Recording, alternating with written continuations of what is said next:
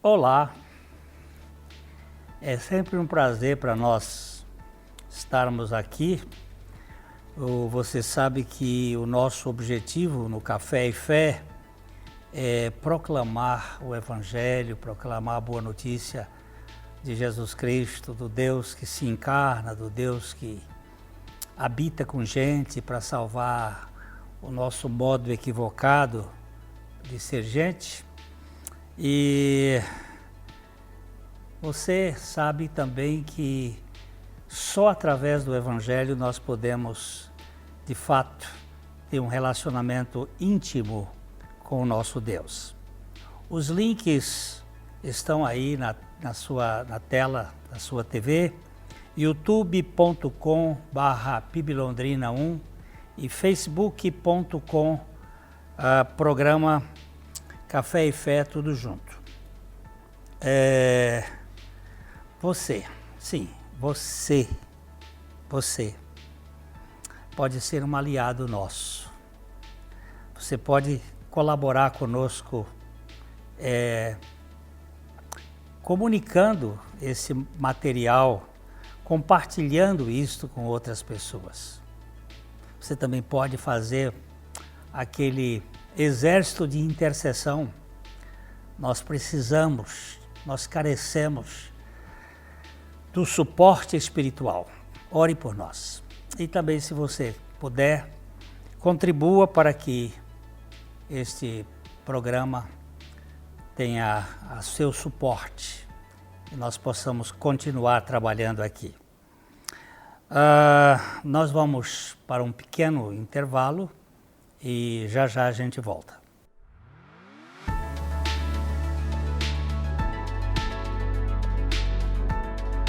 Bom dia, meus queridos, graça e paz. Estamos aqui mais uma vez para meditarmos naquilo que a palavra de Deus tem para cada um de nós.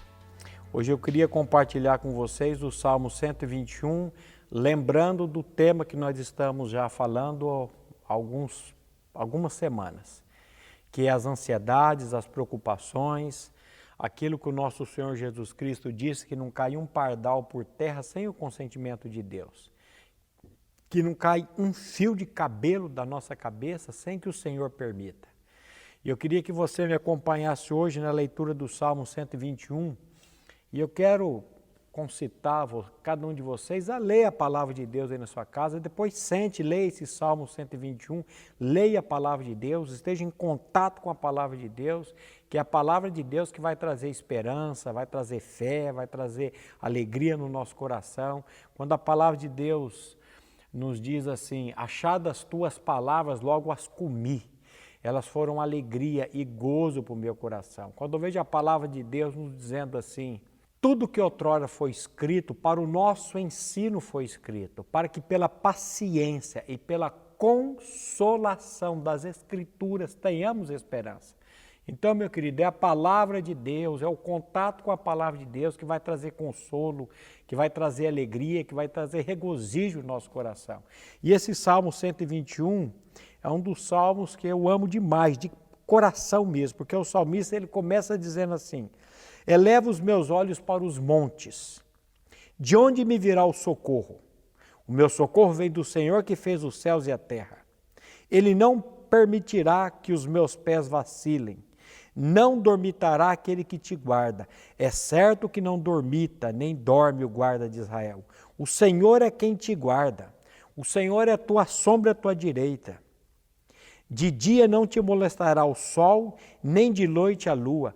O Senhor te guardará de todo o mal. O Senhor guardará a tua alma. O Senhor guardará a tua saída e a tua entrada, desde agora e para sempre.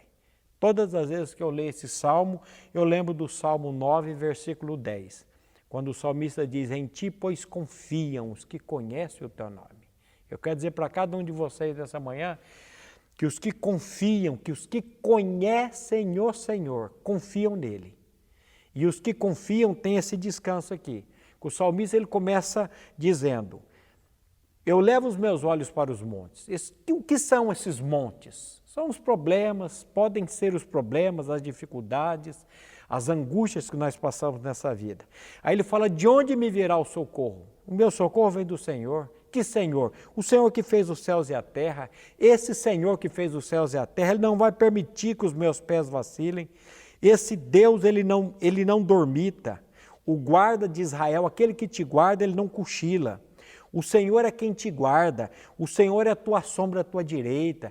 E aí ele diz que o sol não vai te molestar de dia, nem a lua de noite, que o Senhor vai nos guardar de todo mal, que Ele vai guardar a nossa entrada e a nossa saída, e agora e para sempre. Meu querido, medite nesse salmo e peça para o Espírito Santo revelar essa palavra no Senhor, que nós temos um Deus que Ele guarda a nossa entrada, Ele guarda a nossa saída, Ele guarda a nossa vida, Ele guarda a nossa vida, Ele guarda tudo, porque Ele é um Deus todo-poderoso. Que a graça e a paz esteja sobre a vida de cada um de vocês. Fique agora com a meditação com o pastor Glênio, graça e paz.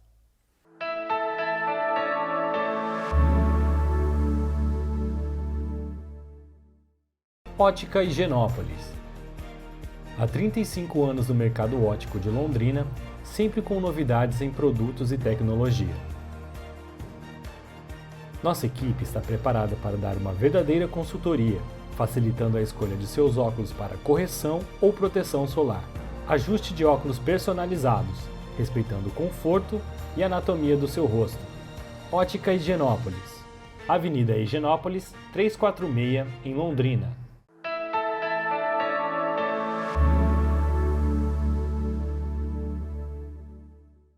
Hoje nós estamos aqui para tratar deste assunto, desmistificando o sentido do louvor.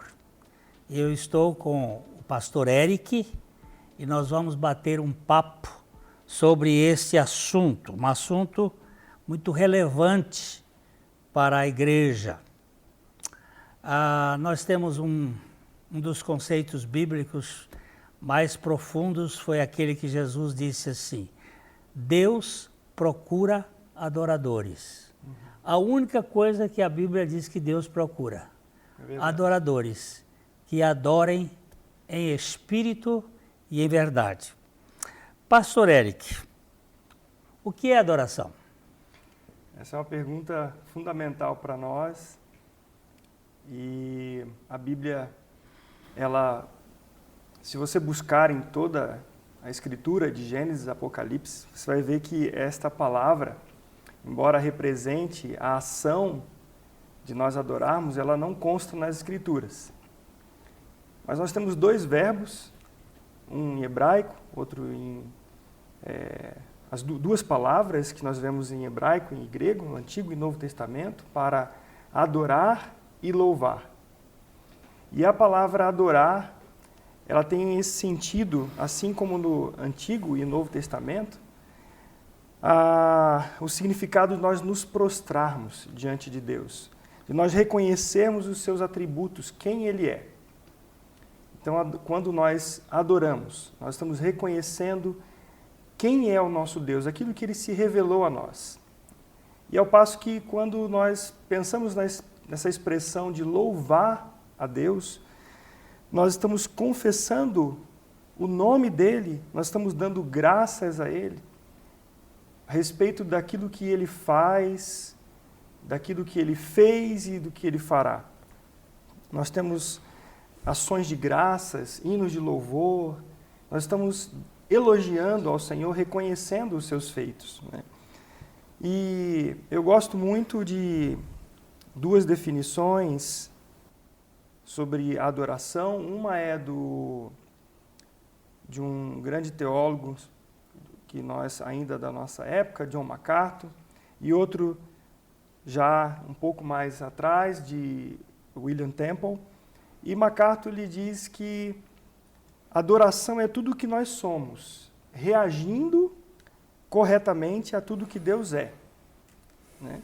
E o William Temple, ele foi um arcebispo da Cantuária do início de 1940, e ele definiu a adoração como: a adorar é despertar a consciência pela santidade de Deus, alimentar a mente com a verdade de Deus e limpar a imaginação por meio da beleza de Deus, abrir o coração ao amor de Deus e dedicar a vontade ao propósito de Deus. Então ele enfatiza a santidade de Deus, a verdade de Deus, a beleza de Deus, o amor de Deus e o propósito de Deus.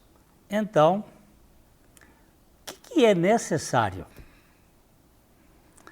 para ser um verdadeiro adorador?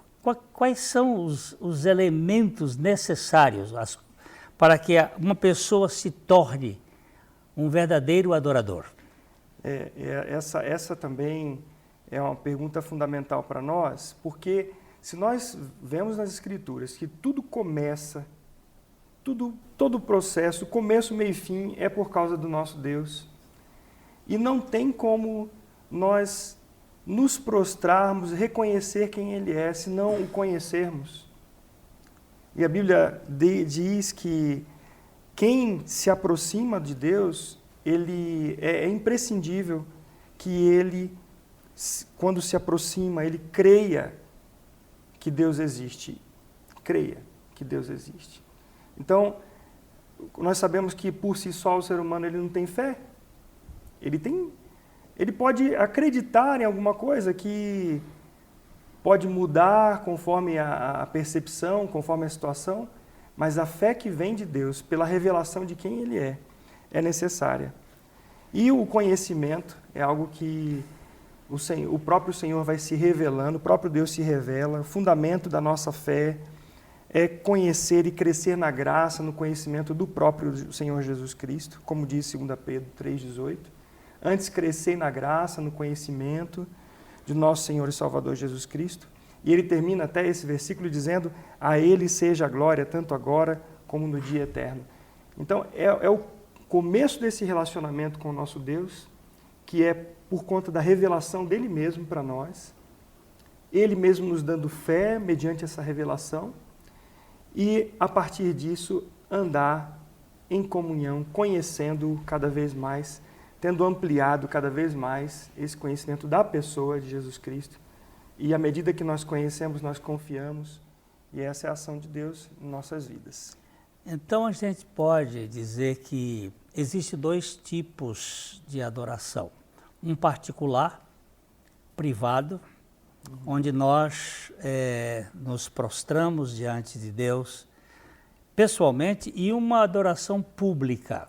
Sim. O que aconteceu com a adoração pública, que hoje é muito mais um festival de talentos e de manifestações externas, do que, de fato, buscar a santidade diante de Deus? O que aconteceu com este processo em que a adoração saiu do altar e veio para o palco, e saiu do trono e veio para o povo? O que é isso? Isso é um fato que nós realmente vemos no nosso dia a dia com muito mais ênfase, porque o ser humano ele busca por si mesmo se estabelecer, ele estabelecer quem ele é, e ele começou a ampliar essa visão de domínio, achando que o centro do universo é o próprio homem. E nós vemos na história, a própria história da religião, que o homem ele deixou, como o Senhor mesmo disse, o foco no trono, no próprio Deus, para transferir esse foco para si mesmo. E na história, nós vemos que, mesmo na história da música, nós vemos nas artes, de uma maneira geral, que quando o sistema que nós conhecemos hoje como sistema tonal, e antes ainda, como é conhecido o sistema modal, a música ela tinha um foco muito claro nas letras que seriam cantadas, na adoração comunitária. E o que foi acontecendo gradativamente? Se primeiramente o foco era a glória e a honra a Deus, e isso expresso nas letras cantadas, aos poucos foram transitando do foco na pessoa de Deus para a própria melodia que foi sendo criada, com divisão de vozes, harmonia sendo também um foco estético muito grande, que foi sutilmente tirando o foco da essência, do motivo da reunião, do motivo da adoração, para um foco na estética daquilo que estava fazendo, na beleza.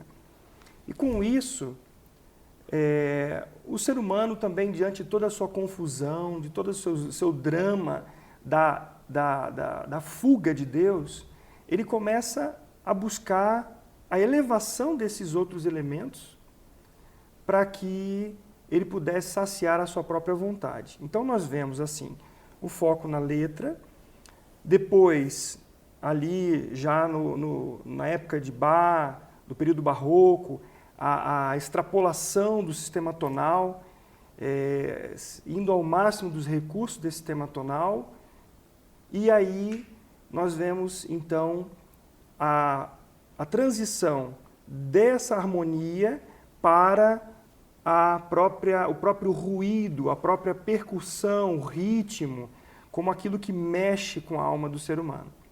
Então, mexe com a emoção, mexe com a sua alma e o leva para o prazer próprio, o êxtase.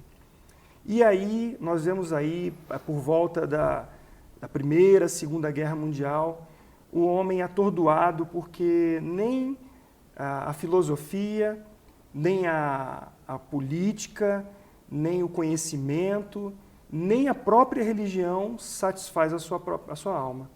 Então, aí é um período que ele está atordoado por esse ruído da guerra, esse barulho, tanto externo quanto interno do seu coração. Então, a ênfase que nós começamos a ver na música está no ritmo, está na percussão. E isso com grande volume, né, mexendo com a capacidade de raciocínio do ser humano. Então, o foco sai de Deus e vai transicionando para o ser humano. Isso vai influenciar no culto congregacional, no culto da própria igreja.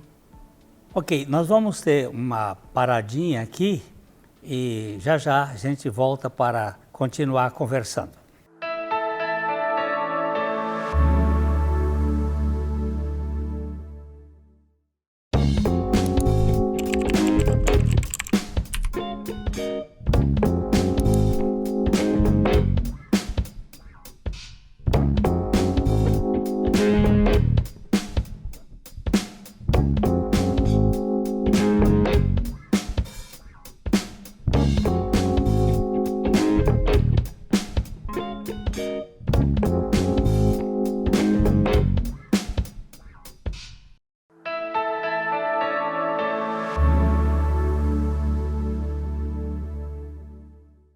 Eu queria lembrar você que assim que o programa terminar aqui na TV Tarobá, você pode continuar acompanhando esse bate-papo na íntegra pelo nosso canal no YouTube.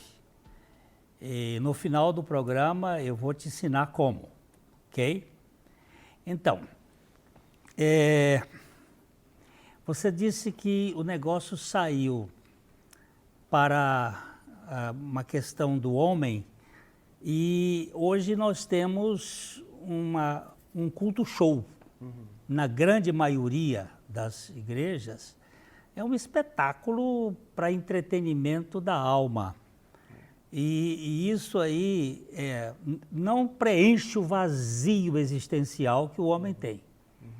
Será que não tem um jeito de se buscar um ordenamento, uma nova perspectiva para se retornar ao centro da adoração? Porque o que tem por aí é fumaça, é parede preta, é dança, coisas que fazem o entretenimento das pessoas. Mas isto não me diz respeito ao conceito de adoração que eu encontro na Bíblia. Será que eu estou errado? Não, está certo. a gente vê que o Brasil, a nossa cultura sendo muito influenciada pelos valores e tudo que se faz fora do nosso país. É muito fácil ser absorvido. E o que aconteceu? Nós temos assim uma musicalidade muito rica, a musicalidade brasileira. E nós vemos também que a nossa cultura a cultura evangélica foi grandemente influenciada pela americana, com os hinos tradicionais riquíssimos, que se estabeleceram tradicionalmente na Igreja Batista, as igrejas de uma maneira geral, que depois foram se dividindo. E um dos problemas é que o foco na tradição, ela pode estragar tudo, porque numa tradição a essência pode estar fora também. Assim como nós temos hoje uma dificuldade muito grande de encontrar conteúdo bíblico contemporâneo, centrado na pessoa de Deus, que seja cristocêntrico, nós encontramos também muitos hinos da tradição. Então, esse aspecto não é relevante, olhando esse todo. Quando nós vamos ver o problema central hoje, nesse aspecto exterior, é que continua essa influência externa, onde nós temos algumas igrejas, principalmente na Austrália e Estados Unidos, que trouxeram esse ambiente, um ambiente gótico muitas vezes, um ambiente escuro, que é necessário que luzes estejam piscando, iluminação, para de alguma maneira atrair o povo de Deus. Ou atrair as pessoas. Isso é atrair ou trair? Então, aí vem o grande problema, porque nós vemos na Bíblia que em nenhum momento o Senhor, Deus colocou para o povo de Israel, e mesmo no Novo Testamento, que o propósito seja, com esses meios, atrair as pessoas. O culto é para a adoração a Deus. A atração não é o próprio Deus? Eu acho que é interessante observar que lá no livro de Ezequiel, Lúcifer, antes dele cair, ele era o querubim da guarda e ele era o responsável pela música, né? Os pífaros e os tambores e tal. Quando ele caiu com uma música e essa coisa veio influenciar profundamente, que hoje nós achamos que adoração e louvor é cântico, é música, só essas coisas que provocam alguma sonoridade ou emoção. Isso. É isso mesmo? Isso vem, todo esse arsenal de recursos, né, pirotécnicos e tudo, ele vem ao encontro dessa necessidade, essa carência do homem satisfazer o seu ego. Né? A música caída é um aspecto que nós vemos que influencia fortemente a igreja contemporânea. Mas se a adoração é uma expressão de resposta à própria revelação de Deus, se não há revelação de Deus, onde está a adoração? Qual é o foco de todo esse movimento na igreja? Fica sendo o próprio homem. Então, o culto tem que acontecer do formato que agrada as pessoas, a música tem que agradar as pessoas. Eu gosto disso, eu não gosto daquilo, não é? É verdade. Olha, olhando pelo aspecto desse lado emocional, dessa memória emocional que nós vemos, por exemplo, nas pessoas já mais velhas na igreja, e que até muitas vezes desconsideram os mais jovens, os jovens desconsideram os mais velhos, e há uma luta. Por quê? Porque está totalmente centrado na pessoa.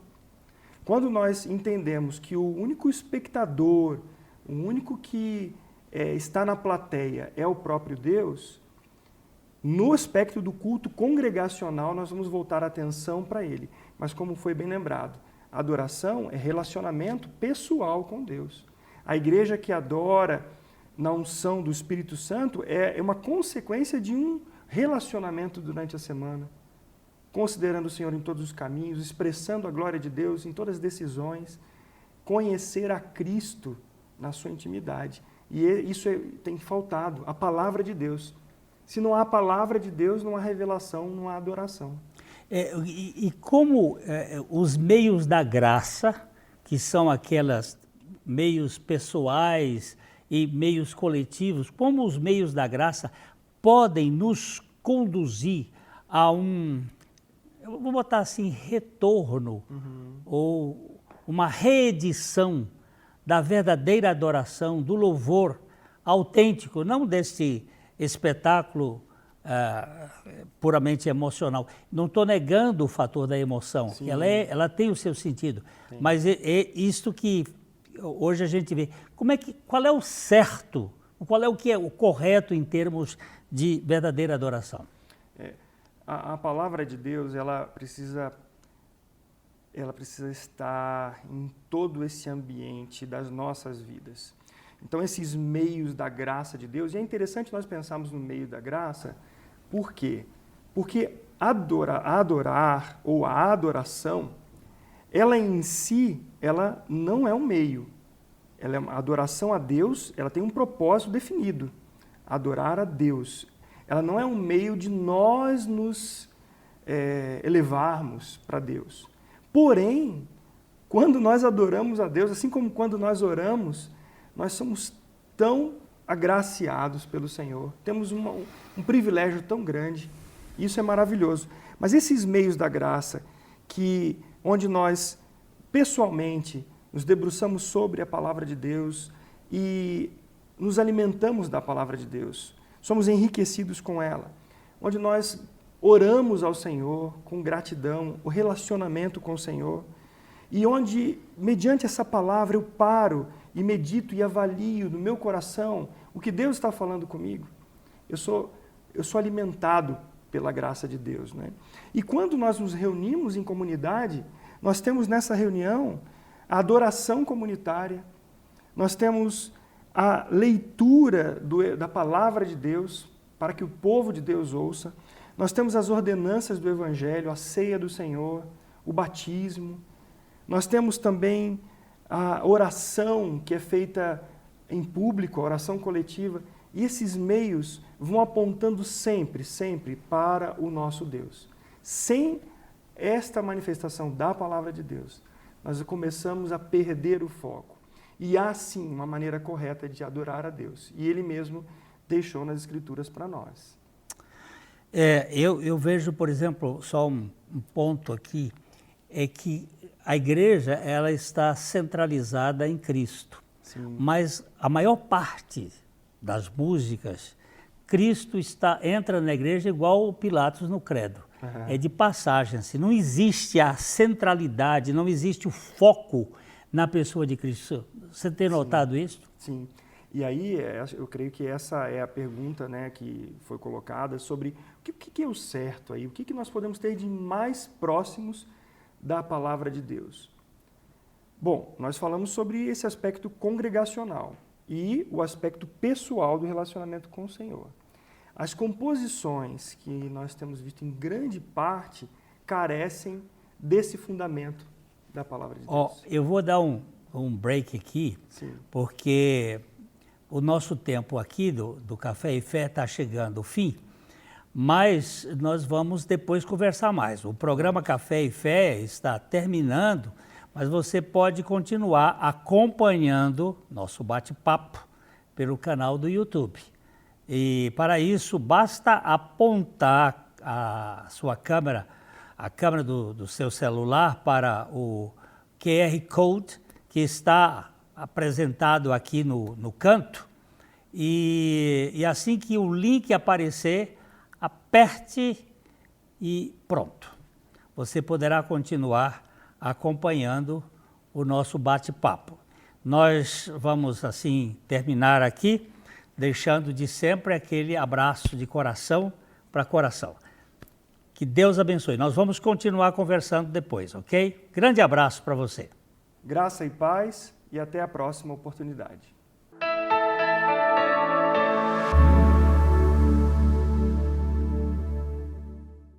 Continuando aqui no canal do YouTube, vamos dar uma olhada no cântico congregacional. Ele deve ser basicamente fundamentado na palavra de Deus, não é? Em cima da revelação de Jesus Cristo, onde nós exaltamos a Trindade e nós também proclamamos a pessoa de Cristo. mas aconteceu uma ausência. Sim. Tem cânticos aí que é puramente romantismo, e tem uns que até parece aquela coisa de pessoa, aqueles que sofrem de problema de corno. É bem forte isto, né? É que fica sofrendo uma sofreguidão de alma, caçando uma emoção que lhe satisfaça. Não é uma relação com Deus. Eu fico assim meio abichornado com isso aí. O que você me diz? A gente vê que a falta do conteúdo bíblico, e nós sabemos que, de uma maneira geral, por causa da tecnologia, as pessoas estão muito mais voltadas para a imagem, para sons, e pouco a uma leitura crítica, a um discernimento das coisas. Então, quando nós temos uma rasura da palavra de Deus, o que virá nessas composições? O que virá de conteúdo das composições? Muitas vezes nós vemos isso mesmo, essa música que ela vai mexer com a alma, com a emoção, a pessoa sai carregada dali, ela não discerne o que ela está cantando. Ela está dizendo ali que ela vai ser abençoada, que ela vai ser edificada, que Deus vai dar, mas Deus está fora do plano. E aí nós vemos uma característica muito interessante nessas composições. São palavras-chave, até você vê trechos da Bíblia, mas sem uma conexão, sem uma lógica, o que nós vemos, não dizendo que privilegiando hinos, porque nós também temos hinos horríveis de teologia, né? Mas, quando você canta um hino, você vê a história, você vê algo lógico discorrendo, e não uma repetição incessante de palavras que quase vira um mantra. E isso, frequentemente, nós temos visto. São raros os compositores cristãos brasileiros com uma qualidade teológica que tem o propósito de auxiliar a igreja na adoração comunitária. O cântico ele deve ser teocêntrico. Sim. Cristocêntrico e não antropocêntrico, Isso. Como tem acontecido hoje, que é uma questão do homem sendo vivenciado como a sua teologia é ele mesmo, aquele cara que orava de si para si mesmo lá dos fariseus, e o cântico, a adoração está voltada para a pessoa, né? Sim. E você falou sobre este mantra, essa repetição. E o que fazer com isso? Olha, primeiro, quem é o responsável, vamos dizer assim, pela igreja, no aspecto teológico, no ensino, são os pastores. Se os pastores não trouxerem para perto a sua membresia, aquelas pessoas que estão servindo, e servindo muitas vezes com um coração sincero, mas sem a fundamentação da palavra de Deus. Então, os pastores precisam olhar essa moçada, que é uma moçada nova, que vem com gás, com a vontade de servir, mas eles estão precisando que sejam acolhidos, que sejam aproximados. Fundamentados na palavra, né? Uma vez eu fui para um congresso aí, e eles estavam cantando um cântico, que é muito bonita a letra aí, muito interessante, que dizia lá num tanto que Deus é de perto e não de longe. Uhum. E eu fui e disse depois na hora que eu disse, olha meus irmãos, isso não corresponde ao que a palavra de Deus diz. Jeremias capítulo 23 diz que Deus é de perto e Deus de longe. O que está dizendo aqui é antibíblico. Ah, moço, quase eu apanhei o levita, porque hoje então se usa esse termo de levita, ficou levitando lá, ficou bravo, e que nós não podíamos mexer na letra, porque isso tinha sido inspirado pelo autor. Eu digo, pode até ter sido inspirado pelo autor, não foi inspirado pelo Espírito Santo, porque o Espírito Santo não pode contradizer o que a palavra de Deus diz. É verdade. E é isso que eu acho, aqueles que têm a posição de pastoreio, eles precisam ser firmes com a palavra e firmar a pregação para que não haja essa intromissão do humanismo dentro do conceito de adoração. É assim que o senhor pensa? E outra coisa muito importante relacionada a isso é que, mesmo que isso até é um indício de que a pessoa precisa de um tratamento na palavra, né? Quando a pessoa arrepia com alguma observação teológica sobre um cântico, mas sempre foi cantado assim, ou é assim que nós cantamos. Olhe, pastores e líderes de ministério, a música é algo lindo, maravilhoso, Deus criou, mas ela pode ser usada para desvirtuar a congregação. Por que eu digo isso? Porque a música ela é um envelope da letra, da palavra, né? A canção é a parte musical que tem a parte letra da música. Se esta embalagem ela for coerente para o canto congregacional, nós estamos falando aqui de canto da igreja, ótimo. Tem alguns parâmetros muito importantes que nós podemos abordar aqui. Porém, essa letra, se ela não estiver de acordo com a palavra de Deus, o que ela vai fazer? Ela vai ensinar a igreja de maneira errada. Então, a pregação, ela é o momento importante do pastor expor as Escrituras, mas não podemos esquecer que durante também o louvor, as Escrituras estão sendo expostas, ou, se elas não forem, a igreja será conduzida erradamente na teologia. Eu gosto muito do John Faber, um homem de Deus que disse algumas coisas muito importantes para essa área de louvor. Ele disse: dá-me o privilégio de escrever as letras que o povo canta e eu formarei o caráter deste povo. Sim. Lógico que ele está aqui fazendo uma ênfase, porque só quem pode formar o caráter do povo é a própria palavra de Deus. Você falou de hinos e cânticos, temos letras boas e temos letras ruins. Eu me lembro de um cântico que eu cantava desde menino, que dizia assim: da linda pátria estou, muito longe, triste eu estou. Ora, peraí, Jesus disse assim: olha, eu tenho dito essas coisas para vocês, para que o meu gozo esteja em vocês e o gozo de vocês seja completo. Como é que eu vivo triste? Eu tenho de Jesus saudades, quando será que eu vou? Saudade de quem vive em mim? Alguma coisa que não está certa. Passarinhos, belas flores querem me encantar. Como assim? Virou uma espécie de feitiçaria, encantamento? Ó vãos terrestres esplendores, não quero aqui ficar. Escuta, meu amigo.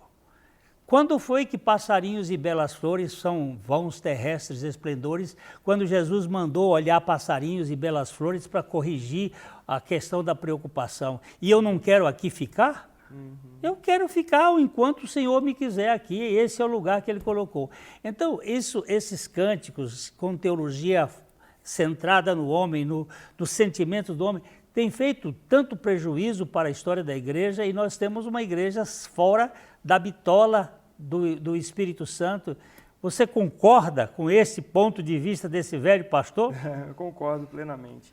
Eu acho que o grande problema nosso hoje, na verdade são dois problemas, é a falta da centralidade da Trindade Santa na adoração, que vai levar a um outro problema, que são as composições com erros fortíssimos para a igreja que vai cantar e que vai repetir aquilo.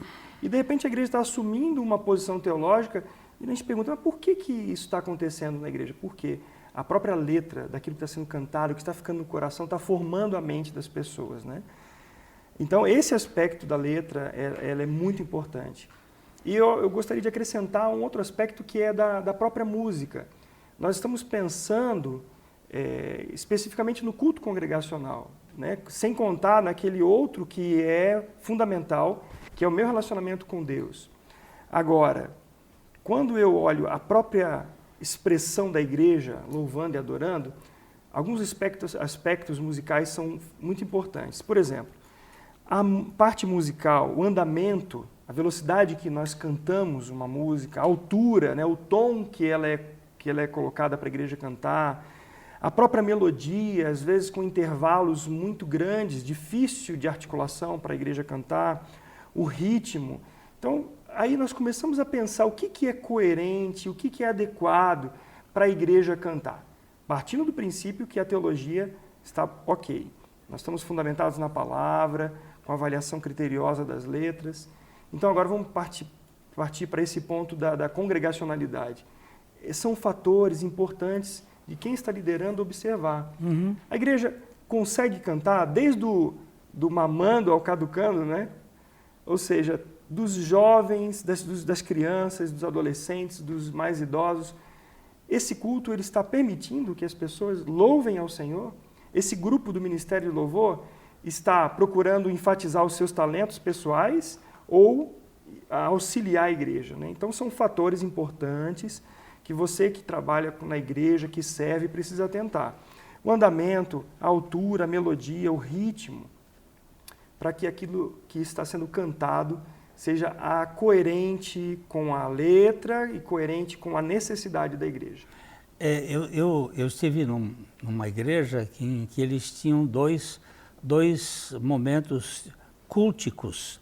Um que eles diziam, aqui é para os tradicionais, aqui para os contemporâneos.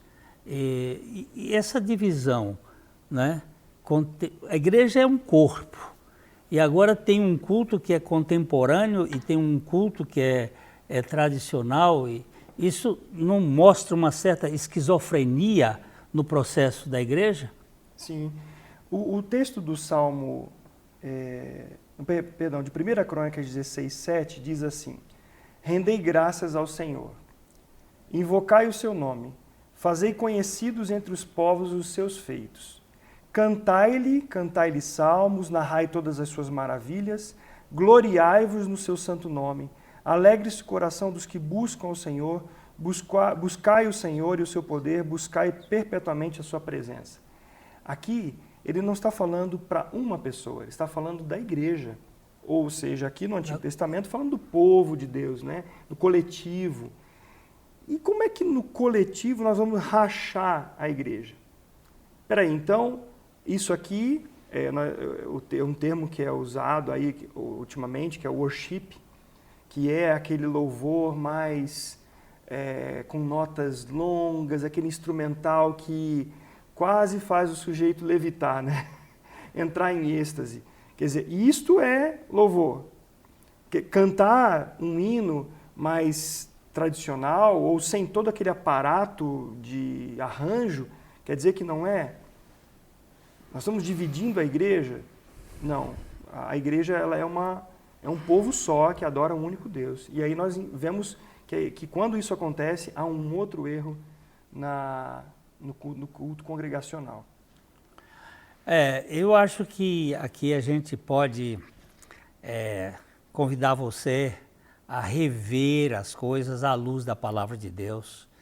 Nós somos pessoas que sofrem a influência do meio, da moda e do momento histórico, essa chamada lei dos 3 M's. Mas nós precisamos agora ser trabalhados pela palavra de Deus, não só saber que toda adoração tem que vir do trono de Deus para nossos corações. Então, aqui chegamos no final. Eu queria agradecer pastor Eric e dar o seu pitaco final. Não. Eu agradeço também a oportunidade. É um assunto muito importante, o assunto da adoração pessoal e adoração congregacional.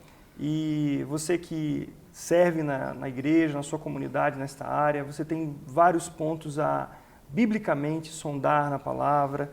E nós enfatizamos aqui de maneira muito rápida, né? São pontos importantes como a centralidade de Cristo, a coerência das letras, o bom senso na questão de estilo musical e a congregacionalidade.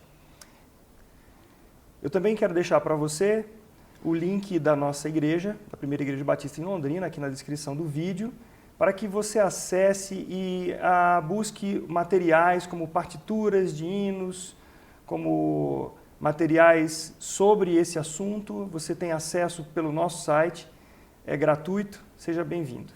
E eu agradeço também aqui ao pastor Glênio por esse momento de nós compartilharmos um pouquinho do que o Senhor tem nos ensinado sobre esse assunto da adoração. Então, você pode aqui ligar-se com o nosso canal, você pode também acionar aí o sininho, dar o seu like se você gostou e fica aqui, como sempre, o nosso abraço de coração para coração e até a próxima.